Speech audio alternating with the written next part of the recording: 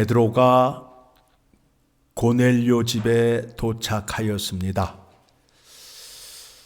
베드로가 고넬료에게 묻지요. 왜 나를 불렀느냐? 고넬료가 말하기를 자기가 기도하는데 기도 중에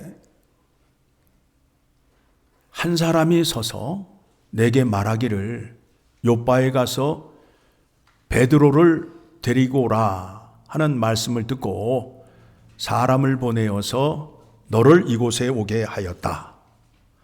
그러니 이제 당신은 우리에게 33절 내가 곧 당신에게 사람을 보내었는데 오셨으니 잘하였나이다. 이제 우리는 주께서 당신에게 명하신 모든 것을 듣고자 하여 다 하나님 앞에 있나이다. 뭘 듣기를 원한다고요? 예수님이 이 땅에 오셔서 이루신 그 은혜의 말씀을 듣기를 원하기 때문에 고넬료가 베드로를 요빠에 가서 데리고 온 것입니다. 그래서 베드로의 설교가 시작이 됩니다. 예수님이 이 땅에 오셔서 하나님의 능력으로 병든 자, 죽은 자를 고치시고 38절 같이 읽습니다. 하나님이 나사렛 예수에게 성령과 능력을 기름 붓듯 하셨음에 그가 두루 다니시며 선한 일을 행하시고 마귀에게 눌린 모든 사람들을 고치셨느니라. 이는 하나님이 함께 하셨음이라.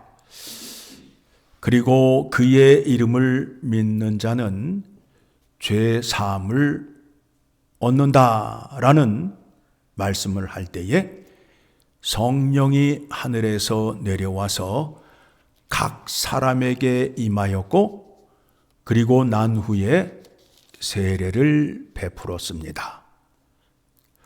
오늘 말씀 통해서 확인하고자 하는 것이 무엇이냐면 세례가 무엇이며 세례가 어떻게 우리에게 임하여야 하는지를 확인하고자 합니다.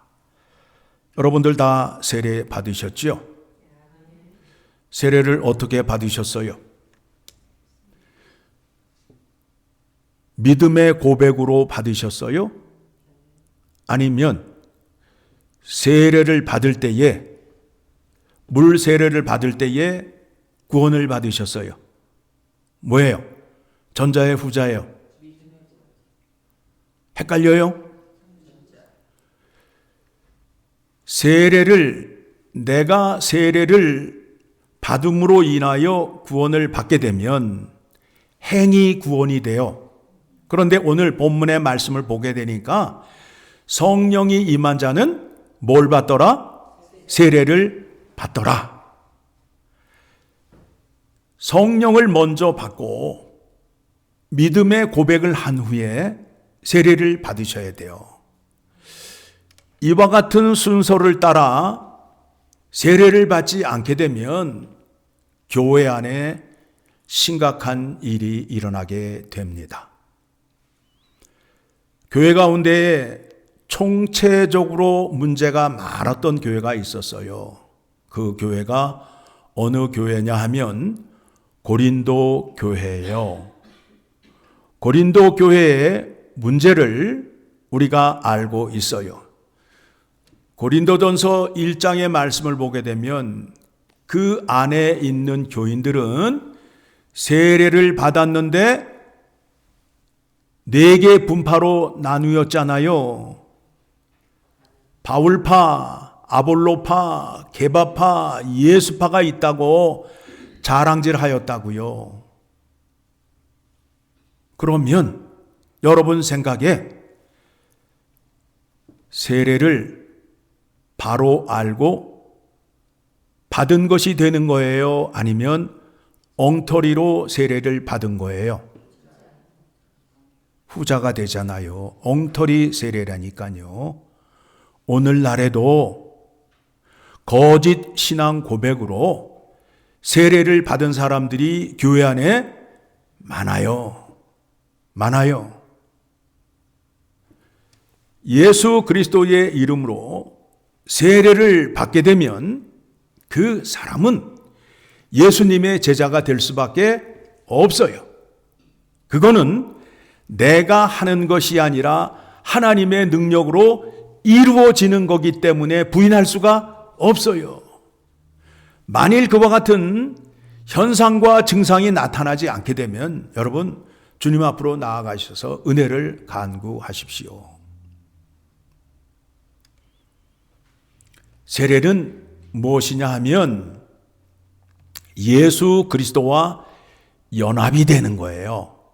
세례를 받음으로 인하여 세례를 받는다고 하면 세례식을 행한다 하면 많은 사람들 앞에서 나는 더 이상 마귀의 종이 아니라 예수님의 종임을 선언하는 자리예요. 그렇죠? 오늘 본문의 말씀을 보게 되니까 38절 이하의 말씀을 보게 되니까 마귀에게 눌린 모든 사람을 고치셨으니 이는 하나님이 함께 하셨습니다. 예수 그리스도의 이름으로 구원을 받게 되면 우리는 더 이상 마귀의 종이 아니고 이제는 누구의 종이 되었다? 예수 그리스도의 종이 된 거 아니에요. 그렇죠? 신분의 변화가 일어났다니까요. 주인이 바뀌었어요. 주인이 바뀌었어요. 구원을 받게 되면 이전에는 누구의 종? 마귀의 종. 그런데 예수 그리스도의 구원의 은혜로 거듭난 사람은 이제 누구의 종이 되는 거예요? 예수님의 종이 되잖아요. 그래서 여러분들이 찬양하는 가운데 갈라디아서 2장 20절을 가게 되면 이런 고백을 하잖아요. 갈라디아서 2장 20절 내가 그리스도와 함께 십자가에 못 박혔나니 연합이 되었잖아요. 예수님과 함께 연합이 됨으로 인하여 예수님께서 십자가에 죽으시고 부활한 그 은혜가 나에게 임함으로 인하여 내가 예수 안에 거하는 자가 되었어요.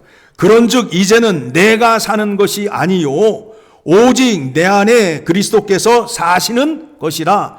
내 안에 주인이 바뀌었어요, 안 바뀌었어요? 바뀌었잖아요. 이전에는 누가 있었는데? 마귀가 있었는데 이제는 누가 들어왔다고요?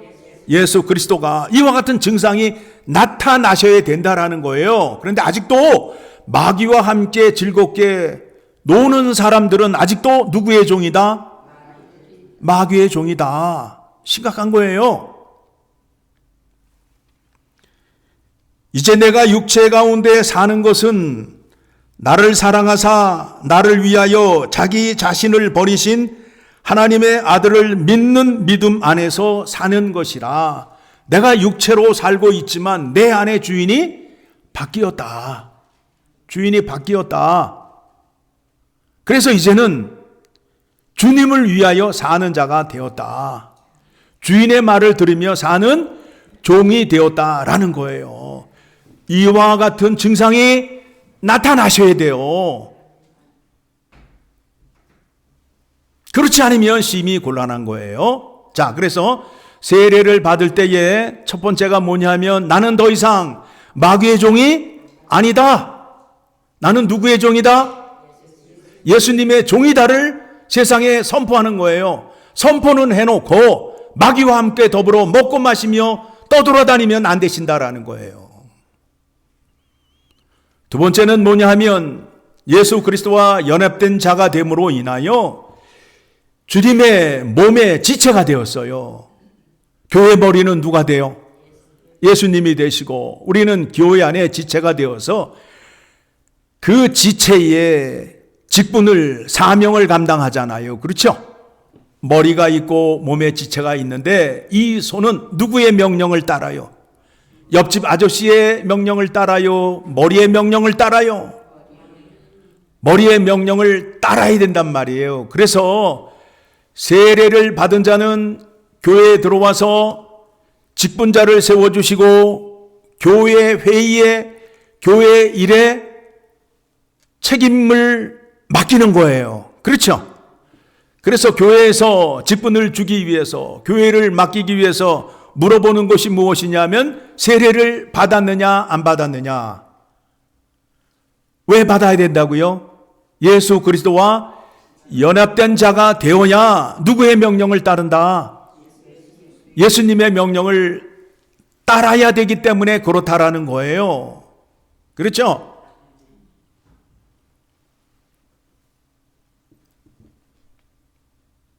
예수님의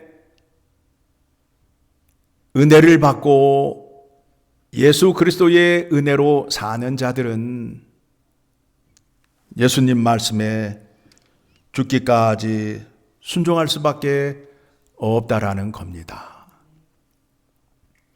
그러면 내가 예수 그리스도를 믿는데 과연 내 안에 예수 그리스도가 계신 것을 어떻게 확인할 수 있느냐? 고린도전서 12장 3절의 말씀을 보게 되면 어떤 말씀이 나오느냐 하면 주님은 나의 구세주라고 고백할 수 있어야 된다라는 거예요. 고린도전서 12장 3절의 말씀을 보게 되면 그러므로 내가 너희에게 말하노니 하나님의 영으로 말하는 자는 누구든지 예수를 저주할 자라 하지 아니하고 또 성령으로 아니하고는 누구든지 예수를 주시라 할 수 없느니라. 주님이 나의 주인이라고 고백하는 것은 내 의지로 고백하는 것이 아니라 성령이 함께 하여야 고백을 할 수 있다라는 거예요. 그렇죠? 그 고백이 있으면서 뭐가 있느냐 하면 성령의 은사가 나타나요. 성령의 은사가 나타나요. 자, 성령의 은사는 주님의 몸된 교회를 세우기 위한 거예요. 나를 통하여 주님의 몸된 교회가 건강해지는 거예요. 불평하고 투정하지 않아요. 여러분의 발바닥이, 여러분의 뒤꿈치가 여러분을 향하여 불평하거나 컴플레인 해요? 안 하잖아요. 너희가 어지럽지 않게 서 있기 위해서 내가 발바닥이 힘들고 어렵고 굳은 살이 배긴다 할지라도 나는 나의 책임을 다하겠노라 라는 그 발바닥이, 발 뒤꿈치가 그 몸을 위하여 덕을 세우는 것을 기억하시고 주님의 몸된 교회에서 맡겨진 직분과 책임을 다 하셔야 된다라는 거예요. 발바닥이 내가 아니면 니네들 어떻게 살려고 이렇게 말한 적이 있어요, 없어요? 없잖아요. 그런데 교회 안에서 내가 아니면 벌써 저 교회 문 닫았지 이런 소리나 하고 돌아다니고 신앙이 없으니까 그런 소리 하는 거예요.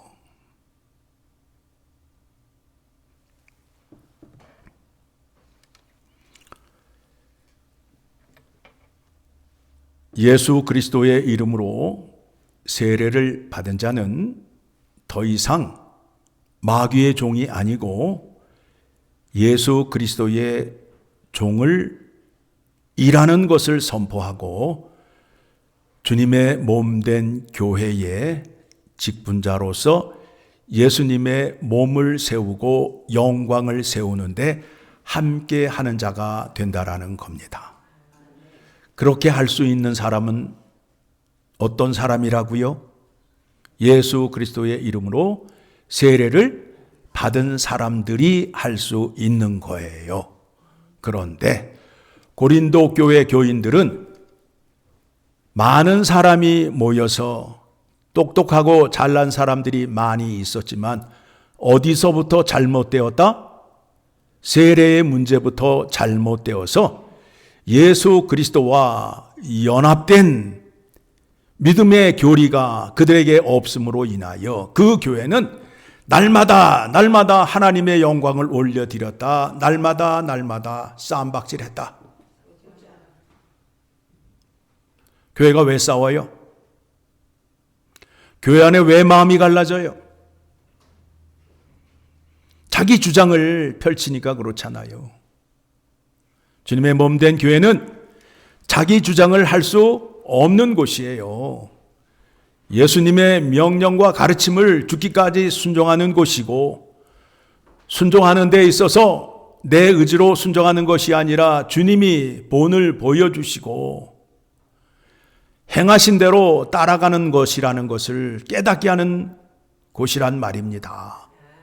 그런데 그것은 다 뒤로 하고 자기 주장 펼치고 난리를 피다 보니까 이 교회가 얼마나 문제를 만들고 속을 썩였는지 바울이 근심을 하잖아요. 고린도 교회 때문에 밥을 못 먹잖아요. 밖에 나가서 십자가의 복음을 전하지를 못하고 있잖아요. 그래서 바울이 그 교회를 향하여 이런 말씀을 전합니다. 고린도후서 13장 5절을 가게 되면 말씀을 마치면서 그런 말씀을 합니다. 이 말씀이 여러분에게 찔림이 되시고 울림이 되기를 간절히 소망합니다. 같이 읽습니다. 너희는 믿음 안에 있는가? 너희 자신을 시험하고 너희 자신을 확증하라. 예수 그리스도께서 너희 안에 계신 줄을 너희가 스스로 알지 못하느냐?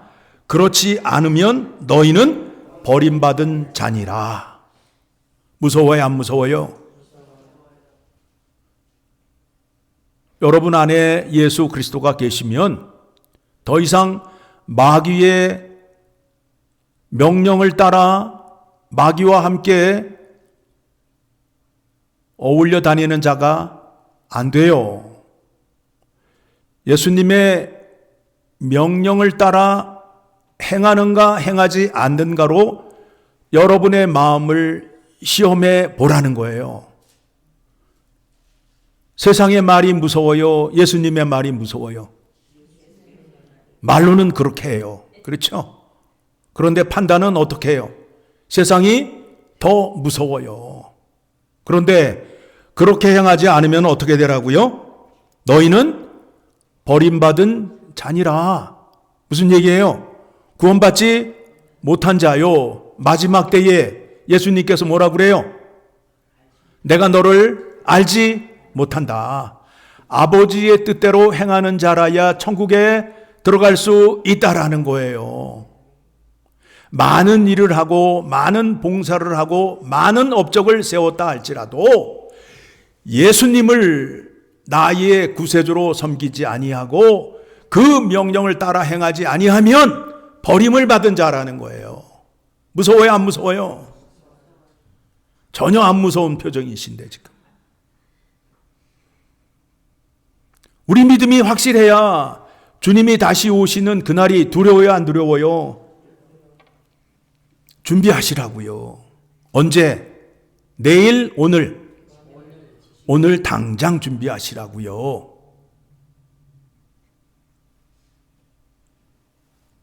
하나님이 정하신 질서를 따라, 은혜의 방식을 따라 순종하셔야 돼요. 하나님은 우리에게 예배 드릴 때에도 이렇게 예배하라. 기도할 때에도 이렇게 예배하라. 주님이 가르쳐 주셨어요? 안 가르쳐 주셨어요? 그런데 가르쳐 주셨는데 안다 모른다? 순종한다 안 한다? 찬양은 아버지가 뭘 좋아하시는지를 예수님께서 가르쳐 줬어요? 안 지켜줬어요? 가르쳐 줬잖아요. 그런데 찬양을 아버지가 좋아하는 거 불러요? 내가 좋아하는 거 불러요? 심각하잖아요, 지금. 예배, 기도, 찬양의 주도권이 누구에게 있다? 하나님에게 있어요. 미안하지만 전부 자기에게 있는 줄 알아요. 예배 드렸으니 받아주실 거야. 어디 그런 말이 있어요? 하나님의 뜻대로 예배 안 드리다가 망한 민족이 어느 민족이에요?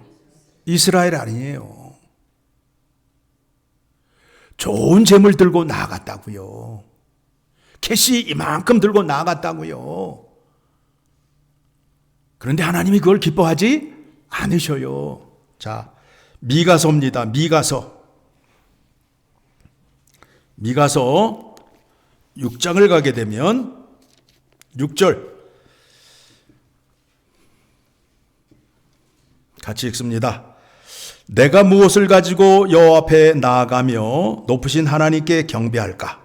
내가 번제물로 1년 된 송아지를 가지고 그 앞에 나아갈까?